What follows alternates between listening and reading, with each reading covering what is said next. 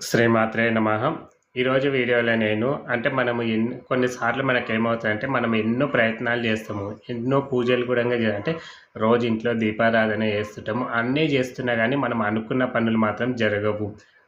ఏదో ఒక కర్మ మనకు అడ్డుపడుతూ ఉంటుంది గదా! అయితే మనకు కొన్ని సందర్భంలో ఇంట్లో పిల్లలు గూడంగా మన మాట వినరు. ఇంట్లో పరిస్థితులు గూడంగా బాగుండవు. అదేవిధంగా ఇంట్లో ఏమన్నా వాస్తు దోషాలు గూడంగా ఉన్నా మాకు ఒక్కొక్కసారి ఈ వాస్తు దోషాలను మనము ఎక్కువగా నమ్మగూడదు. కాకపోతే కొన్ని పరిస్థితులు ఎట్లున్నాయంటే మనము కొన్ని మనము ఈ వాస్తు సరే కరెక్ట్ అయిన ప్లేస్‌లో ఇల్లు కట్టుకోలేకపోవడం. కొంతమంది ఇప్పుడు ఏం చేస్తున్నారు ఏవి పుట్టలు ఈ ఊరు బయటనే ఇండ్లు కట్టుకొని ఉంటున్నారు. అవి పూర్వకాలం అవి పాడుబడిన భూములు కాబట్టి అక్కడ పుట్టనో ఏదో ఉండింటది. వాళ్ళు ఇప్పుడు అందరూ బిల్డర్సే గదా ఇండ్లు కట్టేది. వాళ్ళు ఏం చేస్తారంటే పుట్ట ఉన్నా, ఏదున్నా దాన్ని మొత్తం లేవల్ చేసేసి ఇండ్లు కట్టి అమ్ముతున్నారు. అలాంటి ఏమన్నా దోషాలు ఉన్నా, ఏదున్నా సరే మనము మనకు ఏమన్నాయంటే ఇంట్లో ఒకరి మాట ఒకరు, ఇంట్లో పిల్లలు చెడు వ్యసనాలకు బానిసలు అవుతున్నారు గదా!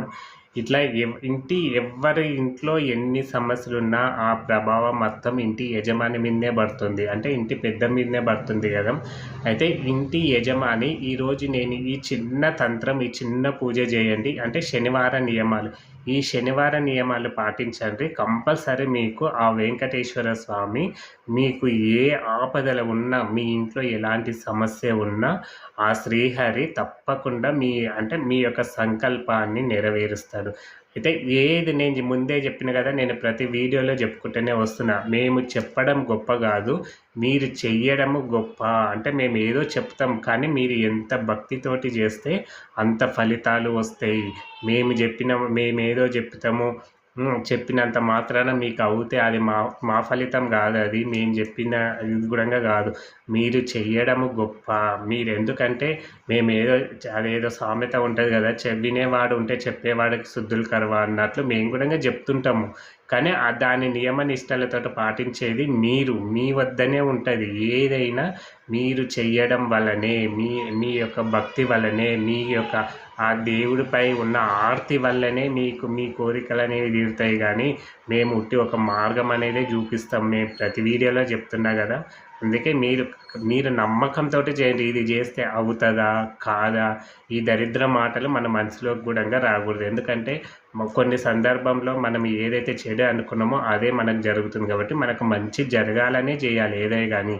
అది ఏదైనా సరే, ఇది మంచి పని, ఇది నా జీవితంలో జరగాలి అని అనుకుంటే ఖచ్చితంగా అది జరిగి తీరుతుంది. ఒక 2 రోజులు 3 రోజులు లేట్ కావచ్చు, కానీ ఆ పని మంచి పని ఎప్పుడైనా జరిగి తీరుతుంది. అయితే నమ్మకంతో మాత్రం చేయాలి.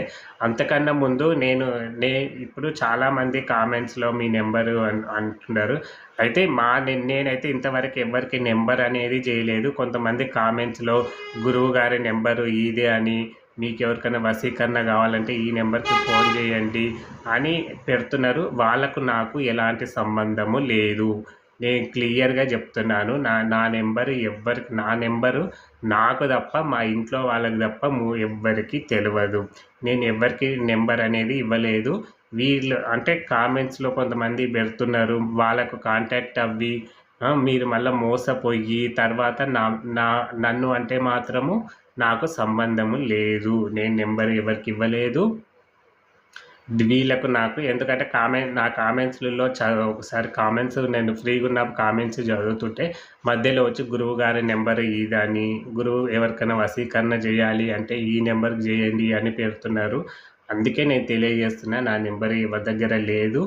కేవలము నా నెంబర్ నా వరకే తెలుసు, మా ఇంట్లో వాళ్ళకి తెలుసు, ఇంకెవరికి తెలియదు అన్నమాట. దయచేసి అలాంటి వాళ్ళని నమ్మి మోసపోయి నన్ను మాత్రము అనొద్దని మీ యొక్క మనవి చేస్తున్నాను. అయితే ఈరోజు మనం ఈ పూజ ఏ విధంగా చేయాలి మీరు ఏదైనా శనివారం రోజు స్టార్ట్ చేయండి. ఇట్లా 17 శనివారాలు చేయాలి. 17 శనివారాలు ఖచ్చితంగా ఈ పూజ అనేది చేయాలి. అప్పుడే మన ఇంట్లో ఈ పూజ చేయడం వల్ల ఇంట్లో కూడా ఏమైనా నెగిటివ్ ఎనర్జీ ఉన్నా, ఇంట్లో ఏమైనా దోషాలు ఉన్నా అప్పుడే ఈ పూజ వల్ల మనకు తెలియజేస్తుందన్నమాట. అది ఏ విధంగా తెలియజేస్తుందో నేను చెప్తానన్నమాట. మీరు ముందుగా ఒక రోజు ముందే అంటే శుక్రవారము నల్ల నువ్వులు ఎవరు కొనరు, నల్ల బట్టి ఎవరు కొనరు కాబట్టి బుధవారం రోజైనా సరే మీరు ఒక బుధవారం రోజు ఏం చేయండి అంటే నల్ల నువ్వులు ఎన్ని అంటే 1 కేజీ నల్ల నువ్వులు తెచ్చుకోండి. అదేవిధంగా నల్ల జాకెట్ బట్ట, అది ఏదే కాటనా పాలిస్టరా ఏదో నల్లది జాకెట్ బట్ట, నల్ల నువ్వులు, నల్ల ప్రమిదలు కొంచెం పెద్ద, ఎందుకంటే అఖండది ఒక్కరోజు మొత్తం అశాంతం ఉండాలి కాబట్టి అంత నూనె అంటే అంతకు సరిపడా ప్రమిదలు 2 నల్లవే తెచ్చుకోవాలి, నల్ల ప్రమిదలే తెచ్చుకోండి.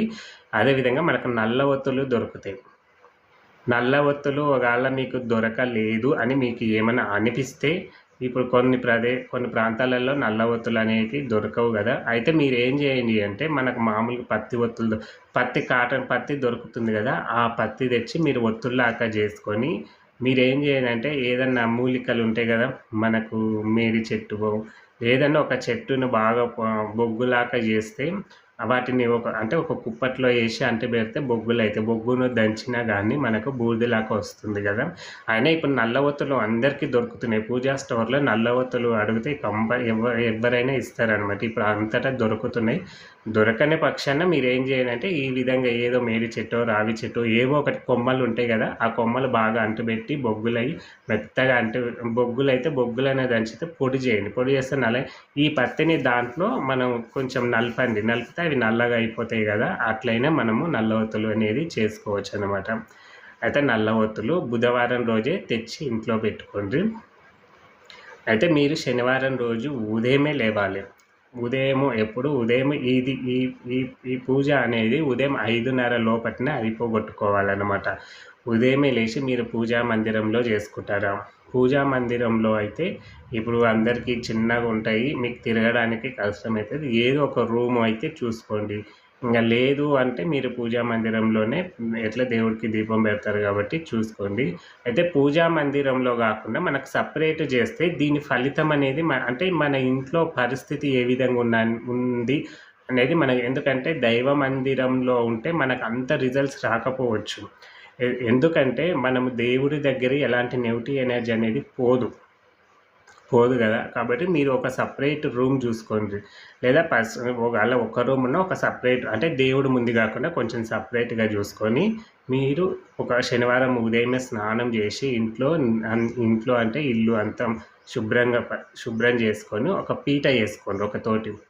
ఒక పీట వేసుకొని పీట మీద ఈ నల్ల వస్త్రము పరిచి ఆ నల్ల వస్త్రం మీద మీరు ఈ నల్ల నువ్వులు పోసి కుప్పలాక పోసి ఆ నువ్వుల మీద ఈ 2 ప్రమిదలు పెట్టి వాటిలో నువ్వుల నూనె ప్యూర్ది తెచ్చుకోండి. ఎందుకంటే మామూలుది తెచ్చుకున్నారు అనుకోండి అది పొడి వస్తుంటుంది, అంటే దీపం తొందరగా కొండెక్కే అవకాశాలు ఉంటాయి. మనం ఒకవేళ చూడకుండా ఉంటే కొండెక్కి పరంగా కొంచెం ప్యూర్ది తెచ్చుకోండి. ప్యూర్ది తెచ్చుకుంటే ఆ దీపం అనేది మంచిగా వెలుగుతుంది అనమాట, పొడి అనేది రాదనమాట. అయితే తెచ్చుకుని ప్రమిదలు పెట్టిన తర్వాత నువ్వుల నూనె పోసి ఈ నల్ల ఒత్తులు మీరు 3 ఒత్తులు వేయండి. 3 ఒత్తులు పెద్దగా వేయండి. అంటే మీకు ఒకవేళ చిన్నగా ఉన్న పెద్ద ఒత్తులు అడిగినా ఇస్తారనమాట. లేదంటే ఆ ఒత్తులనే చిన్నగా ఉంటే మొత్తం పత్తిలాగా వేసి మళ్ళీ మీరు పేనుకోవచ్చు అనమాట, అంటే పెద్ద ఒత్తిలాగా చేసుకోవచ్చు. అయితే 3 ఒత్తులు కలిపి ఏకవత్తిగా చేసి దాంట్లో వేసి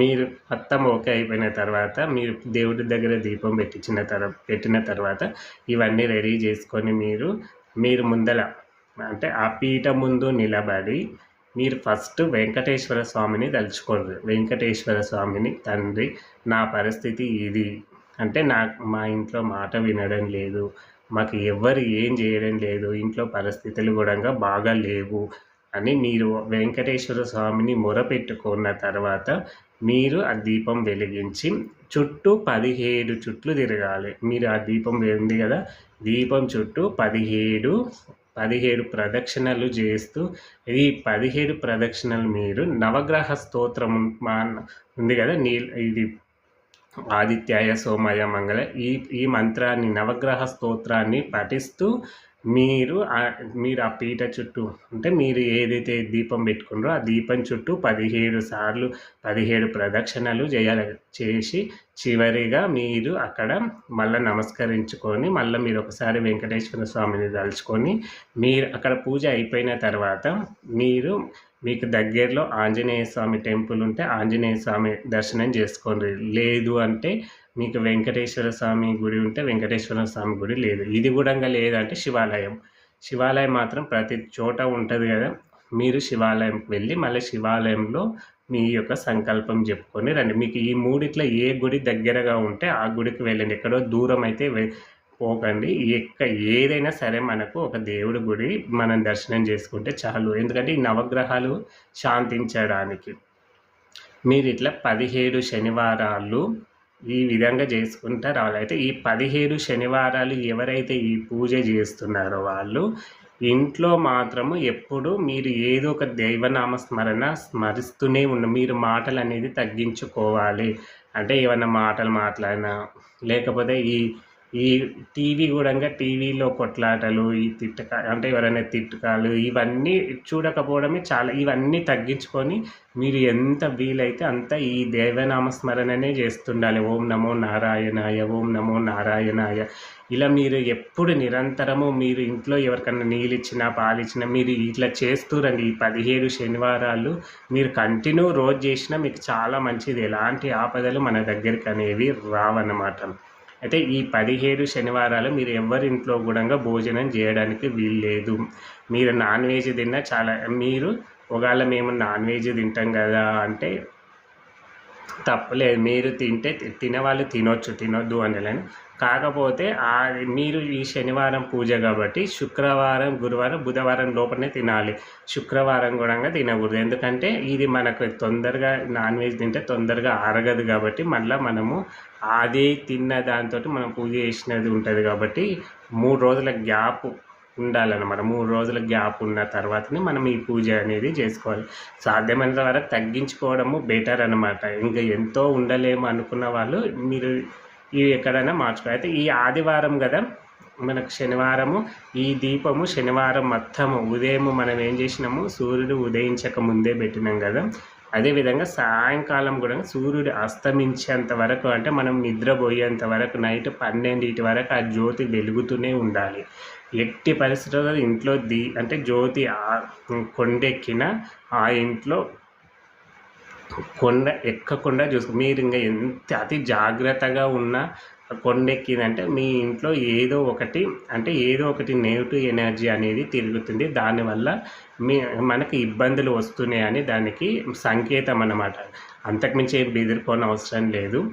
ఎవరికైతే ఎక్కువగా కొండెక్కడము లేకపోతే ఒక్కొక్కసారి మనకు జ్యోతి కూడా ఎక్కువ మండుతుందని అంటే ఇంట్లో ఎలాంటి నెగిటివ్ ఎనర్జీ ఉన్నా మనకి ఇంట్లో వాళ్ళపైన ఏమైనా ఉన్నా మొత్తం ఆ జ్యోతి అనేది లాగేస్తుంది. కాబట్టి దీపము ఎక్కువగా మండడము, ఎక్కువగా తొందరగా కొండెక్కడము, మనం ఎంత మంచి ఆయిల్ పోసినా పొడి రావడము, ఇవన్నీ సంకేతాలు వస్తుంటాయి. మీరు ఏమి కంగారు పడకండి. అట్లా అని మీరు జ్యోతిని చూసుకుంటూ ఉండకండి. ఏదో అప్పుడప్పుడు మనకు ఎలా ఉంది అనేది చూస్తూ ఉండండి, కానీ దాన్నే చూసుకుంటూ ఉండకండి. ఎందుకంటే మనకు సంకేతాలు కనపడమన్నమాట. ఇట్లా మీరు మీ జాగ్రత్తగా దాన్ని కాపాడుకుంటూ రండి. శనివారం ఆదివారం మీరు ఏం చేయండి, మన ఆదివారం రోజు దీపం కొండెక్కిపోయిన తర్వాత మనకు నైట్ 12 దాటిందంటే చాలు. ఇంకా తెల్లాలి మనం ఎట్లా పడుకుంటాం కాబట్టి మనకు సంబంధం లేని విషయం. మనం పండుకున్నంత వరకన్నా దాన్ని జాగ్రత్తగా చూసుకుంటే మంచిదన్నమాట. అయితే ఇంకా తెల్లాలు మళ్ళీ అదే విధంగా మనము ప్రమిదలు తీసి పెట్టాలి. ప్రమిదలు తీసుకొని అదే మనం క్లాత్ వేసినాం కదా, అదే మూటలో నువ్వులు మూట కట్టి అదే పీటతోటి ఎవరు ముట్టని తోగా ఒక తోటి పెట్టండి. దాన్ని అలాగే తీసి పెట్టండి. ప్రమిదలు కూడా అట్లే పెట్టండి. మళ్ళీ నెక్స్ట్ శనివారము మళ్ళీ సేమ్ అదే ప్రాసెస్. మళ్ళీ కొత్త ఇదేకూడదు. అవి ఏవైతే వాడినామో వాటినే మళ్ళీ మనం పెట్టి మళ్ళీ ఈ ప్రమిదలు కడగొద్దు. ప్రమిదలు ఎప్పుడే కానీ మట్టి ప్రమిదలో కడగకూడదు. మనము పేపర్ పెట్టో లేకపోతే ఒట్టి కాటన్ బట్టనో పెట్టి చేసుకోవాలి. ప్రమిదలు ఎప్పుడు కడగకూడదు అనమాట. చేసుకొని మళ్ళీ వీటిని తీసిపెట్టి ప్రమిదలు బోర్లో పెట్టకుండా మంచిగా పెట్టుకొని మీరు ఇలా 17 శనివారాలు నియమ నిష్టలతోటి చెప్పిన కదా, ఎవ్వరి ఇంట్లో భోజనం అనేది చేయకూడదు ఎట్టి పరిస్థితుల్లోనూ.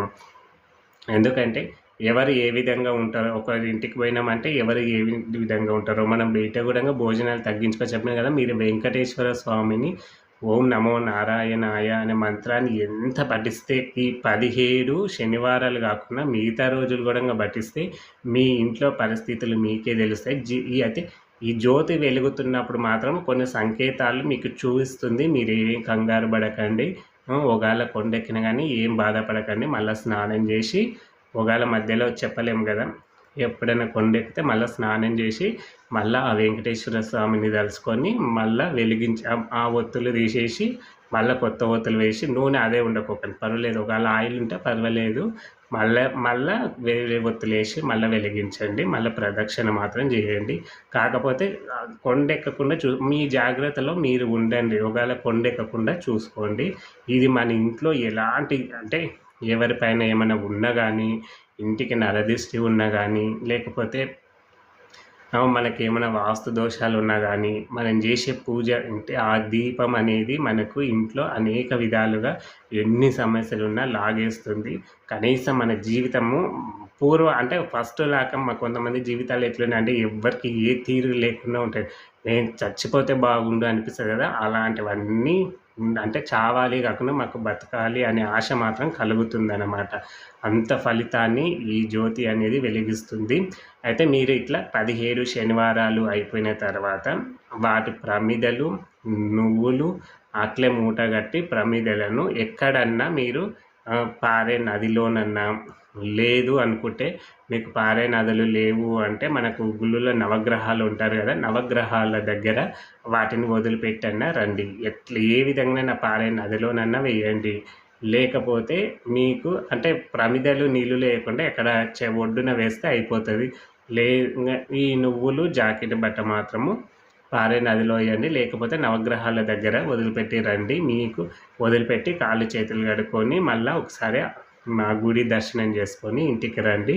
మీకు అంతా మంచిగా జరుగుతుంది. అందరికీ ఆ పార్వతీ పరమేశ్వర్ల అనుగ్రహము అందరిపై ఉండి సంతోషంగా ఉండాలని కోరుకుంటున్నాను. జై శ్రీరామ్.